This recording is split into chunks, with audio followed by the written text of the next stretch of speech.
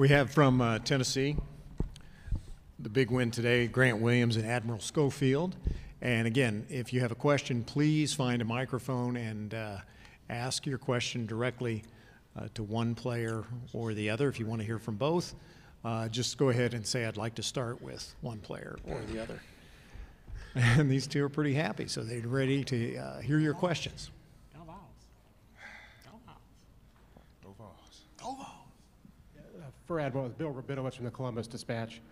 Can you explain how you guys can look so dominant for long stretches and then have what happened? Well, honestly, one of the things we always say is it doesn't have to be perfect. It never has to be perfect because basketball isn't perfect. And most times, that's how the game goes sometimes. You know, you have a big run. You know, you have stretches. But, you know, the way we started the game, that's the team we are. And the way we finish the game, we can't have that. And that's what got us beat throughout the season. And the team that you saw in the first half is what won 31 games. And we got to be consistent in that aspect. But, you know, at this time of year, it's just about winning. It's about surviving in advance. And all I can say is go Vols. Grant, just what was being talked about before overtime, and, you know, what can you say about how you guys were able to just kind of reverse the momentum and execute the way you did those final 5 minutes? Well, we knew that we had to make plays. We knew that defensively we had to step up because we came out of halftime and we were trying to slow the pace of the game down, and that's how they like to play. And we should have just kept going for how we were going and kept the pace up and kept trying to be aggressive and dominant. But that's a learning moment. We got it done. And going into overtime, we just said we've done this before a lot, and we've kind of fought through those games. So we just knew we had to get stops, and we knew what plays we were going to go and try and attack, and we got it done. For Grant, it seemed like you wanted the ball in overtime. Is that true? What was going through your head as you walked out after the final buzzer of regulation? No doubt. I definitely wanted the ball. I definitely knew I had to be aggressive, but I also knew that my teammates were going to hit shots. So at the end of the half, I knew that Lamonte was feeling it, and also he was going to get us a good shot. So I knew that putting the ball in his hands, we were going to get a great opportunity. And we did. We had multiple possessions where Lamonte hit big shots. He also was defending his butt off tonight, and you commend and respect him for that. But you got to give credit to all the guys. Kyle Alexander was phenomenal tonight, and to anyone who doesn't believe that or anything like that, he was incredible. He was on the glass. He was a presence. He was defensively there. He was doing his job, and it's all love. And hey, Coach, how's your suit? A little bit wet? Well, because of these guys, my suit got soaked. I got soaked, and when my hair gets wet, it doesn't look that good. Would you like to go ahead and make a statement since you're joining us, Coach? Well, again, you got to give Iowa and Coach McCaffrey and his staff, they just got back in it. We turned it over. When you have a lead like that, you can't turn it over the way we did, but they took advantage of it. And once it got to overtime, I thought we really responded the way that we needed to, but it shouldn't have gotten to that point. But I think because it did, you got to give all the credit to Iowa and the fact that they took advantage of some of our silly turnovers.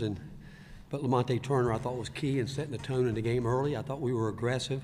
We came out and played the way when the first half, like we do when we're playing our best basketball. But second half, we talked about the first 4 minutes, and we didn't do what we said we wanted to do in terms of, again, coming out, setting the tone. And Grant continued to pick up some silly fouls, and Admiral, and that changed the flow of the game. His foul in the last, minute and a half of the first half was a dumb foul, and that changes the game a little bit. And then he picked up another one trying to take a charge, and we just weren't a real smart team when we had the lead. Do we have any more questions for Grant or Admiral?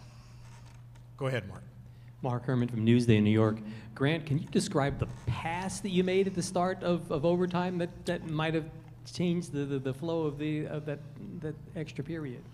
I just knew they were coming with the double team, so I spun baseline, and they came, and I knew the dude sunk down on JB, so I just knew I had to get the pass, and Bone was wide open. I don't know how I got there. I don't know how I did it, but they got there, and he made the shot, so I'm glad it happened. And to follow up for Grant and for you, Admiral, 1 year ago, a year and a week ago, you were on the other side of this emotion. How would you describe just the difference, how you feel now from how you felt a year and a week ago? Go ahead, Admiral. I would say the biggest thing is we're more appreciative for the fact that we had another opportunity to play in a game like this, and for it to almost go similar to what it was last year, it's almost nerve-wracking for a lot of guys on our bench because it was a lot of pain for us because we had worked very hard last year to get to this point. And this year we worked even harder, and we put ourselves in great position to be here. And we knew we were going to get here. It didn't matter what seed. We knew we were going to be in the tournament. So to be back here and be on the other side of it feels great. And we won't take that for granted. But the biggest thing is that we learned that we can dominate. We can dominate a game, and we just got to do that for 40 minutes. And we didn't do that tonight, but we got to be consistent with that. I know myself. I feel like a fifth grader who just ate Skittles. Just want to say that. Grant, can you play better than you guys played in the first half? Yeah, we definitely can. We had a lot of breakdowns in the first half that shouldn't have happened. We had some offensive possessions where we turned the ball over, and those are the possessions we can't have. But we definitely have some opportunity or the talent to play better in the first half than that first half. Do we have any more questions for our players?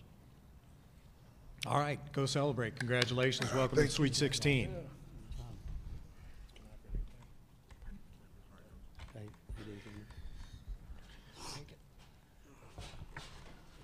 You want mine? It's going on my wall. Hey, take the rest. All right, they've got their mementos. Coach, just the final play regulation, is that what you wanted with Jordan Bone in the corner for three? No, we wanted the ball to Lamonte, and they jumped in a zone. We're going to go with a high ball screen with Grant, and they jumped in the zone. And we were waiting for it to get down, but we'd had success just getting the ball to the middle of the zone.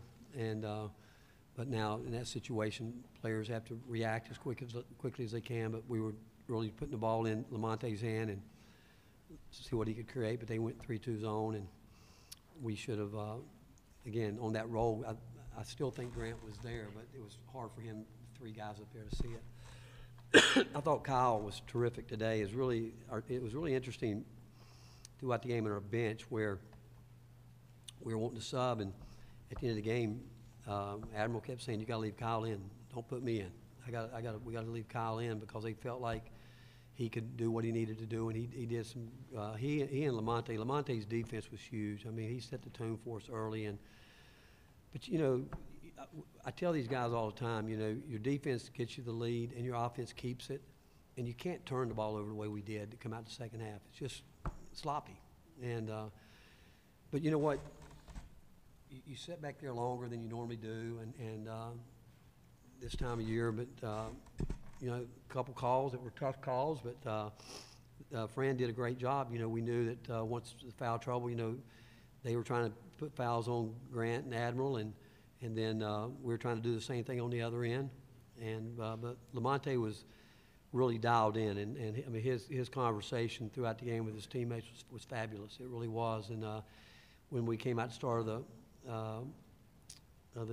overtime, we just said, "Hey, it's starting over. We're going to go get aggressive," and we got back on our heels where we just when you turn it over like that and you give teams those opportunities, it's going to put you back on your heels. I mean, some of the ways we turn that ball over, it just baffles you sometimes. But again, you got to give Fran's a terrific coach and his staff. They do a great job. And but I thought the biggest key was what Lamonte did with Bohannon. I thought that was the biggest key in the game because he was hounding him, harassing him the whole time. Go ahead. David Jones from Penn Live. Rick, Schofield took a three near the end of regulation that looked like a 2-for-1 tactic. I don't know if it was. No, it was supposed to go inside, but he was so wide open it's hard to turn down. We knew they were starting to double Grant Williams, and when we have the small lineup, we run that little set. It's an offset where they can't double with the post. And if it comes into the post, that means one of the wings or guards got to come in and double because they can't get down there. But he was so wide open, it was just. Well, a lot of us interpreted that as 2-for-1, like an NBA 2-for-1. Was that true or not? Yeah. Well, at first half we were trying to do it for certain, but how much time? I don't remember much time was on the clock. It was about 45 seconds, I think. Well, again, we ran it right away to score. We weren't coming out to try to hold it, but again, the ball was supposed to go inside. And you took him out right after that, and he didn't play in the overtime. Why? He didn't want to play. He kept saying, leave Kyle in the game. He said, Kyle is important. With 4 fouls, he knew they were going to come right at him. And he said, Coach, I can't guard the way I need to guard. I'm going to foul. And he said, so you got to leave Kyle. You got to put him in. And that was his decision. He said, leave Kyle in the game. What went through your head at that point? Did you not question his own judgment? Fine. I said, no, that's, because, again, Kyle was effective. And, Kyle wanted to play. And Kyle did a lot of great things today. But, the other shot was a tough shot. The one that he had on the baseline where I think he shot an air ball, that was a bad shot. And there was no reason to shoot that. But the fact is, we knew they were going to keep trying to punch it inside. And they ran a little, what we call lollipop action, where they were getting us deep in there. But after that, Kyle tried to do a little bit better job fronting it when he was that deep. But again, that's where I thought the guys were really locked in. They've been together a lot. They were talking during the timeout. And we actually, at one time, put Admiral back in the game in regulation. He said, Coach, leave Kyle in the game. He said, we have to have him there to rebound the ball for us. And I think you realize that the players, they have a feel probably better than anybody in the building. And he felt like that was the best thing. And, Lamonte Turner kept saying the same thing, too. We got to have Kyle in the game. And normally in those situations, we go with a small lineup because it's a pretty efficient lineup. But I trust my players. I do. And for the fact that they felt he needed to be in the game, we went with it. Coach, I saw that Admiral was standing up next to you and looked like he was taking almost a coaching stance, even with that it being in foul trouble. How does that affect your team, knowing that he's still helping and doing things for the team, even though he can't be on the floor? Well, it helps. I mean, he's into the game. I mean, he's a competitor, and, he's been here, longer than anyone. He and Kyle, it was great to see it happen today. And I thought it was great, unselfishness on his part. I mean, here he's been with this guy forever, Kyle Alexander. He's watched him grow up from a little baby giraffe to where he is today, and where he used to wobble down the floor. And it's amazing when you think how far he's come. But the fact that he felt, again, I mean, he and Lamonte, those guys were adamant. Kyle's got to be in this game. He's got to be in this game. And so, I think it's their team, and I know how hard they've worked. And if they felt that strongly about it, we could go a possession or two and see what happens. And at that point in time, we had made up our mind that we were going to really play through Lamonte and Grant. We're going to let those guys. We're going to play through those two guys. This will be the last question for Coach Barnes. Two quick ones. Was anything special said before overtime? Any special thing? And Jordan Bowen, who missed the last shot against Loyola last year, missed the shot at the overtime, or the regulation, but then made the one to start of overtime. How big a shot was that? And did you want to get him involved in overtime? Yeah, he can shoot the ball. There's no doubt about it. I mean, and Grant made. I don't know how he got that pass there to him because I saw where he swung baseline, but those are the kind of threes we want to take once we go inside out with it. The ones I don't like is when we just come down, and we actually did that a couple times in the first half, where when the emotion of the game, the way we were shooting it, but we took three threes in the first half we shouldn't have taken, and where emotion got the best of us. But, when Bones over there, he and Lamonte and Bowden, we expect him to shoot it. Actually, Bowden turned down one in the first half when we had come out of a timeout and said we got to play inside out, and Lamonte drove it really well from the right side, and Bowden shot faked and drove it, and I can't remember what happened, but I know he should have shot that one. We'll take the one more quick. Hey, Rick. Hey, how you doing, Dave? I'm good. You talk about how far your players have come. How far has this program come since you've been here? Well, you think about it, Admiral Schofield, Lamonte Turner, and Lamonte wasn't on that team. He was redshirting, but Admiral and Kyle and our two walk-ons who have been a big part of our team, Lucas Campbell and Brad Woodson, those guys lost, I think, 19 games 4 years ago. And then I think the year after that, 15. And we came back after that, what was Grant's freshman year and their sophomore year, and had the hardest spring we've ever had in probably my last 20-some years as a coach. I mean, we put them on the track because I told them, I said, you guys have no idea what it's like to play because we had not made the NCAA tournament. We didn't make the any tournament. And I said, we're going to be a team that plays into March. There's 3 more weeks of basketball. So I said, for the next 3 weeks, we're going to get on the track, let you know that this is how long the season should be.